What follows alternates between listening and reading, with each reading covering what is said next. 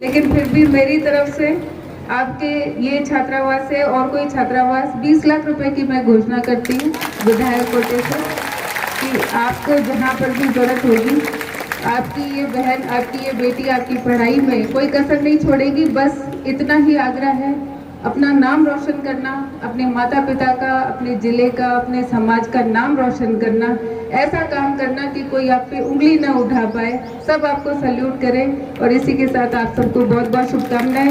आप सब यहाँ दो होनहार जो आईएएस में सेलेक्ट हुए हैं, रविंदर जी और पूरन जी, इनके लिए जोरदार ताली बजाएं। अभी रविंदर जी ने कहा था, आप भी पूरन जी ने बड़ी लंबी चौड़ी बात कही थी और कहा था कि मैं पॉलिटिक्स में सोचा था, लेकिन फिर मैंने विचार कैंसिल कर दिया क्योंकि मुझे लगा कि मैं पॉलिटिक्स के लायक नहीं हूँ। लेकिन मुझे भरोसा है कि अगर आप आते तो आप बहुत सक्सेसफुल होते। रविंदर जी ने भी अपनी बात बताई, बहुत सारी बातें कही, वो बाद में बोलूंगी।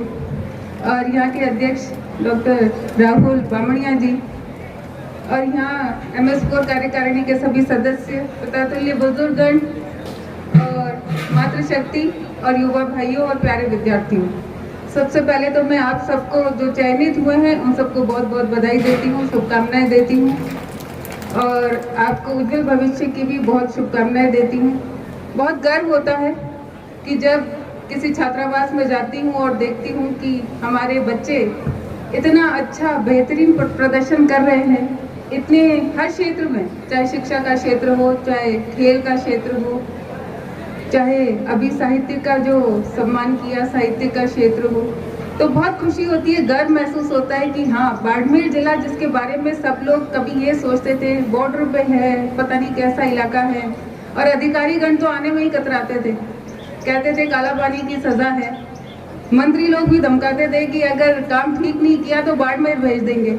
लेकिन आज ये स्थिति है कि बाड़मेर हर कोई आना चाहता है। बाड़मेर का नाम रोशन करने वाले इन सारे युवा भाइयों को मैं बहुत बहुत सल्यूट करती हूँ, सलाम करती हूँ और मुझे पूरा विश्वास है कि आने वाले समय में ये हमारे बाड़मेर का नाम और रोशन करेंगे। जहाँ तक शिक्षा की बात है, मैं मानती हूँ कि शिक्षा ही सबसे बड़ा हथियार है।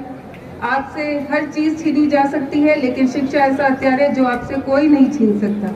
और ये आदरणीय स्वर्गीय रामदान जी ने मारवाड़ के क्षेत्र में जब शिक्षा की अलग जगाई थी, तो वो उस समय 100 साल पहले ये जान चुके थे कि जब तक हमारे यहाँ बाड़मेर के लोग, मारवाड़ के लोग शिक्षित नहीं होंगे, जब तक उनके हाथ में कलम की ताकत नहीं आएगी, तब तक उनको उनका अधिकार नहीं मिल सकता।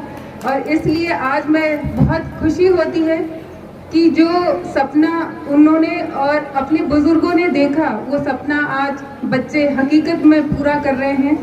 यहाँ मैंने किताब देखी, उसकी हेडिंग है मेरे अपनों के अधूरे सपने। तो अपनों के जो अधूरे सपने हैं, वो अधूरे सपने पूरे करने में बाड़मेर की पूरी युवा पीढ़ी लगी हुई है। तो मैं आप सबको बहुत बहुत धन्यवाद करती हूँ। युवा भाइयों से और बहनों से यही कहना चाहूँगी कि सफलता के लिए कोई शॉर्टकट नहीं होता, आपको मेहनत करनी ही पड़ेगी। अगर हम सोचें कि नहीं, चलो कोचिंग ज्वाइन कर लेते हैं, कोचिंग में पढ़ाई हो रही है, उसके बाद हम सेल्फ स्टडी नहीं करते हैं, घर आके किताबों को उठा के नहीं देखते और सोचते हैं केवल कोचिंग से ही हमारा कहीं सिलेक्शन हो जाएगा, तो ऐसा संभव नहीं है। आज मंच पे भी जितने लोग बैठे हैं, इन्होंने भी कहीं ना कहीं संघर्ष किया, इन्होंने भी मेहनत की है, तब आज जाकर ये मंच पर यहाँ आपके सामने बैठे हैं।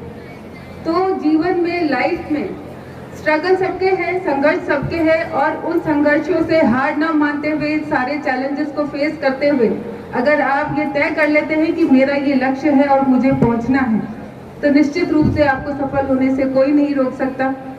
अभी रविंदर जी ने बताया था कि उनका इंटरेस्ट था कंप्यूटर साइंस में, एडमिशन मिल गया मैकेनिकल में, और फिर वो छोड़ के भी BSc में चले गए और उसके बाद IAS की तैयारी की।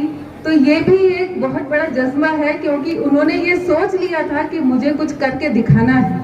ये उनका बताता है कि उनको स्वयं पे, खुद पे कितना भरोसा था, तब इतना बड़ा कदम उठाया, तब नहीं, वरना हो सकता है कि उस वक्त एक बार पेरेंट्स को, माता पिता को लगा होगा कि ये कैसा स्टेप लिया है, इंजीनियरिंग छोड़ दी, बीएससी कर रहे हैं।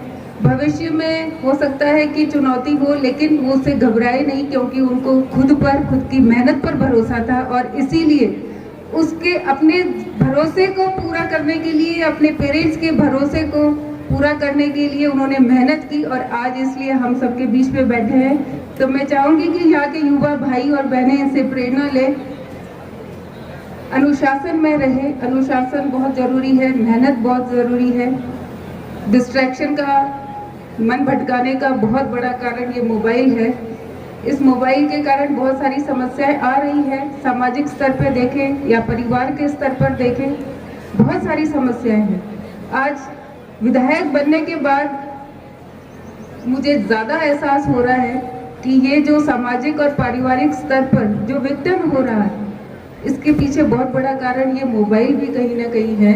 तो हम शिक्षित तो हो रहे हैं, लेकिन जैसा कि पूरन जी ने कहा था कि बुद्धि है, बुद्धि का विकास जरूरी है। शिक्षित तो हो गए, लेकिन बुद्धि का विकास करने में हम कहीं पीछे रह रहे हैं। तो हमें ज़रूर इन चीज़ों पर भी ध्यान देना चाहिए कि हमारे लिए क्या सही है, हमारे परिवार के लिए क्या सही है, समाज के लिए क्या सही है, क्षेत्र के लिए क्या सही है। और ये सब चीज़ें अगर हम मन में रखकर कुछ करने के लिए जब घर से बाहर निकालेंगे, कदम निकालेंगे, तो निश्चित रूप से हम सफल होंगे।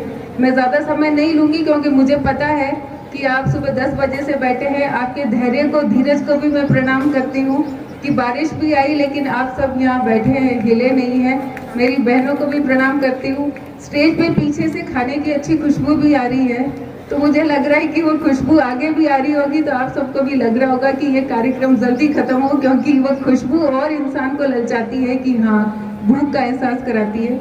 तो आप सब यहाँ इतनी संख्या में इतनी देर तक बैठे, इसके लिए धन्यवाद, क्योंकि इसी से बच्चों का हौसला बढ़ता है।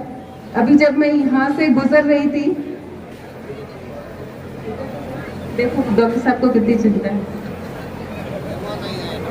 डॉक्टर साहब ने तो मुझे बाद में कहा, मैं जब यहाँ से आ रही थी तो यहाँ मेरी बहनों ने कहा कि हमें बालिका छात्रावास के लिए ज़मीन चाहिए। तो मैं मेरी बहनों को, मेरी यहाँ बाड़मेर की बेटियों को ये विश्वास दिलाती हूँ कि आपकी पढ़ाई के लिए जो भी आवश्यकता होगी, आपकी ये बहन पूरा करने में कोई कसर नहीं छोड़ेगी। चाहे बालिका छात्रावास की बात हो, बाप जी से भी, क्योंकि देखिए यहाँ अगर मैं पहुँची हूँ तो इसमें बाप जी का भी आशीर्वाद रहा है। और मैं हमेशा ये चाहती हूँ और चाहूँगी कि बाप जी का और आप सबका आशीर्वाद मुझ पर हमेशा बना रहे। जब आपके आशीर्वाद ने मुझे इस लायक बनाया है, तो निश्चित है मेरा कर्तव्य बनता है कि मैं समाज को वापस लौटाऊं। ये मेरा कर्तव्य बनता है और इसीलिए जैसा भी बाप जी आदेश करेंगे, भविष्य में बाप जी के हर आदेश की पालना होगी। और डॉक्टर साहब ने तो नहीं मांग रहे हैं, लेकिन फिर भी मेरी तरफ से आपके ये छात्रावास है और कोई छात्रावास 20 लाख रुपए की मैं घोषणा करती हूँ विधायक कोटे से, कि आपको जहाँ पर भी जरूरत होगी, आपकी ये बहन, आपकी ये बेटी आपकी पढ़ाई में कोई कसर नहीं छोड़ेगी। बस इतना ही आग्रह है, अपना नाम रोशन करना, अपने माता पिता का, अपने जिले का, अपने समाज का नाम रोशन करना, ऐसा काम करना कि कोई आप पे उंगली न उठा पाए, सब आपको सैल्यूट करें। और इसी के साथ आप सबको बहुत बहुत शुभकामनाएं। आप सबने जो मान सम्मान दिया उसके लिए धन्यवाद, और ऐसा ही संभव बना चलता रहे। चौधरी, बेगवाल, बेनीवाल सब मिलके चलते रहेंगे। धन्यवाद।